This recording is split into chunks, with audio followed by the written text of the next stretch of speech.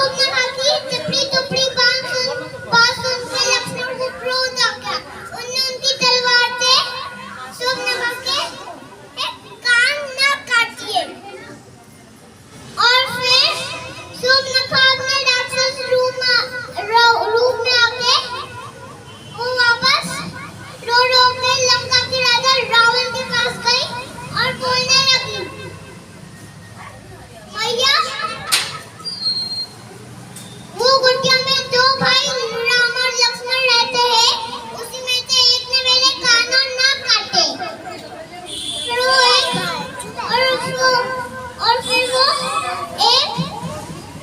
मायावी राक्षस मारीच के पास जाके बोला, मारीच मुझे तुम्हारी आवश्यकता है। फिर उसने बोला, क्या कीजिए लंकेश? फिर उसने बोला, मैं राम की पत्नी सीता का हरण करना चाहता हूँ, इसलिए मैं तुम्हारी सहायता कर, मुझे तुम्हारी सहायता चाहिए। और फिर उसने बोला, मैंने सुना है राम बहुत वीर है, अगर उन्हें त्यागी को उनकी पत्नी सीता को हरण में आपकी सहायता की तो वो मेरा वध कर देंगे। तो उसने फिर बोला रावण ने, अगर तुमने मेरी आज्ञा का पालन नहीं करे तो मैं यही तुम्हारा वध करूंगा। उस समय क्या वो दोनों वन पहुंचे, जैसे राम की ताकीद थी जैसे उसका काम कर रहा था, उसने सोने के हिरण का रूप धारण करा। फिर वो राम जी की कुटिया के आसपास टहलने लगा। तब सीता माता की नजर उसकी तरफ गई। फिर उन्हें राम जी से कहा, मुझे उस सोने वाला हिरण चाहिए। तो उसके धनुष बाण के साथ उनकी तरफ चल पड़े। फिर भागते भागते बहुत देर हो गई। आखिरकार उन्होंने धनुष में बाण चढ़ाकर हिरण की तरफ छोड़ दिया। हिरण बाण रखते ही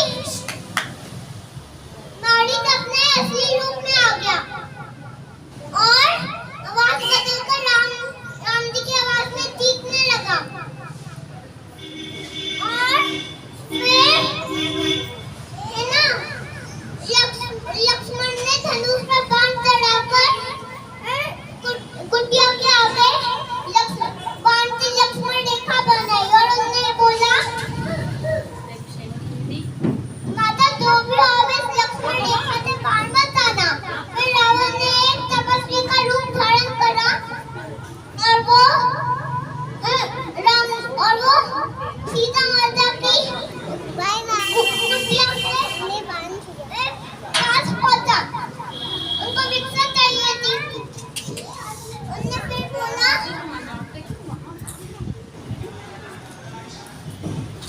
भिक्षा देनी है तो बाहर आओ।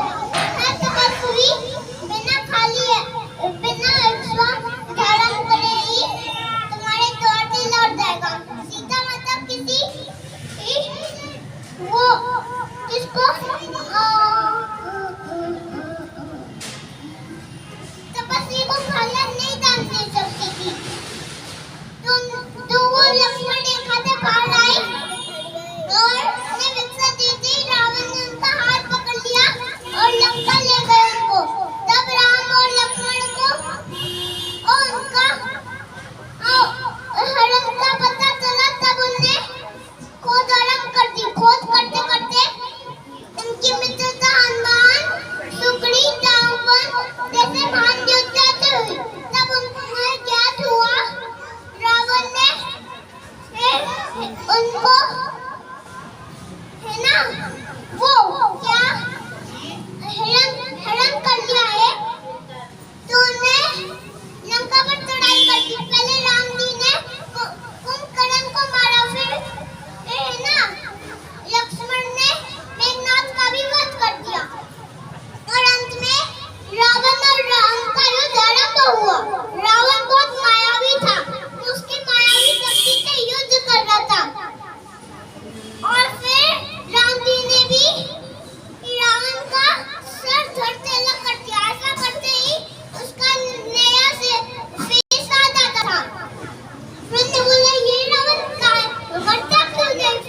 विभीषण वहाँ आए और बोले,